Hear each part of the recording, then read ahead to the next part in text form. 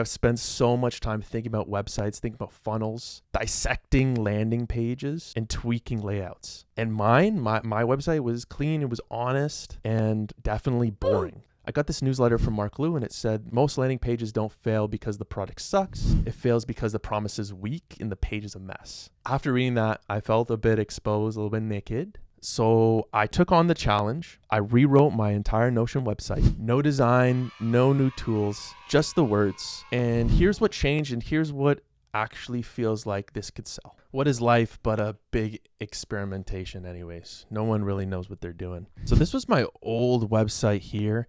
And as you can see, the copy's fine. And as you go down, I had a couple feature builds. I had like how my systems work here. I have a contact us and a little bit of a sitemap. So as you can see, everything's technically here, but his advice was the first thing you want to do is stop someone from closing the tab. And this is a little bit generic. So you want to stop, as Marc said, you want to stop somebody from closing this. So this didn't really hook anyone and doesn't hook anyone. If I think about it in the frame or the lens of Marc, it doesn't really make sense in terms of trying to get somebody to scroll down. So I had to start over with just the copy. So if we scroll down and we see the first step is to make a promise that sounds too good to be true. The first job of your landing page is to stop people from closing the tab. What's your headline H1?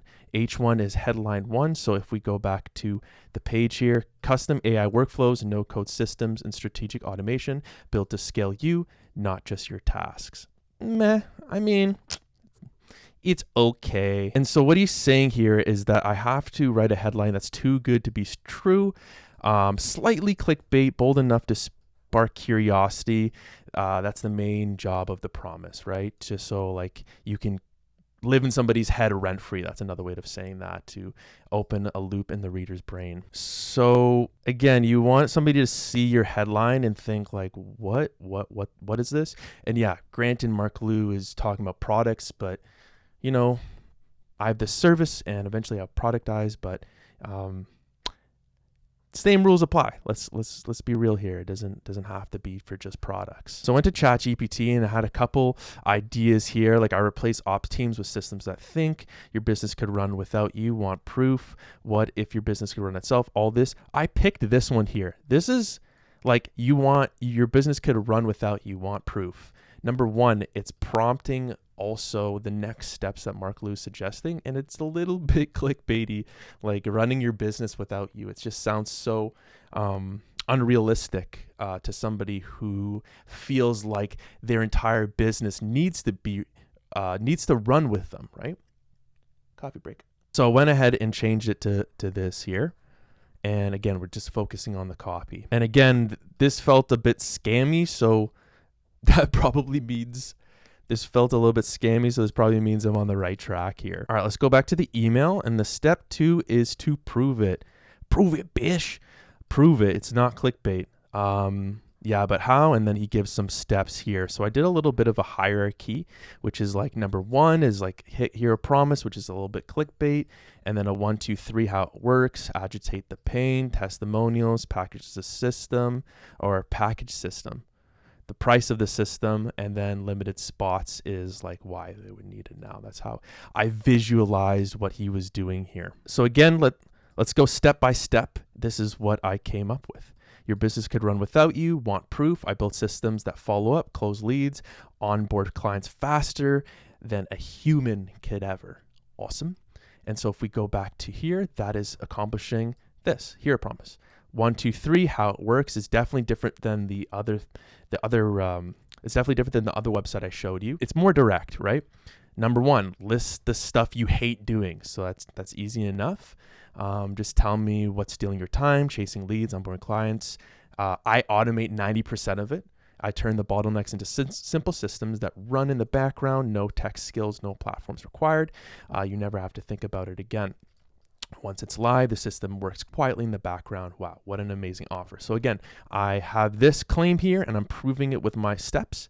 And the next thing you want to do is agitate the pain. So like, why the product? So I have two things here, which is like the problem and the why now. The problem you're probably ignoring. So this is for founders, people who are just in the thick of it. They don't have the time to really think about the minutia or the small details.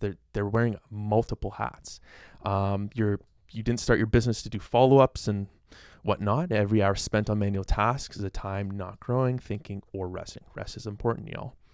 And the why now. So the best time to automate was 6 months ago. So I like this as a little bit of an agitator because we all see AI automation. You think you're late to the game. But if you think about it, like what's I don't know who said this, but somebody said like, what's the next time if growing trees 10 years or 23, 30 years ago, or buying a house, maybe not buying a house, but growing a tree was good, 30 years ago, what's the second best time to start growing a tree? It's like right now. So again, it helps you with one small start, one free build, work off your plate, wish you'll do it sooner. Again, automanium, not the correct spelling. So let's go ahead and boom that.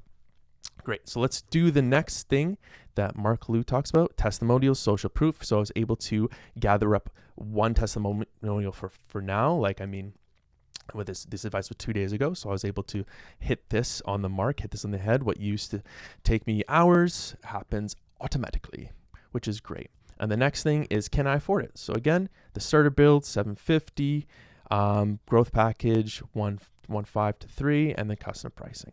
The last thing is the limited spots. So do I need it now?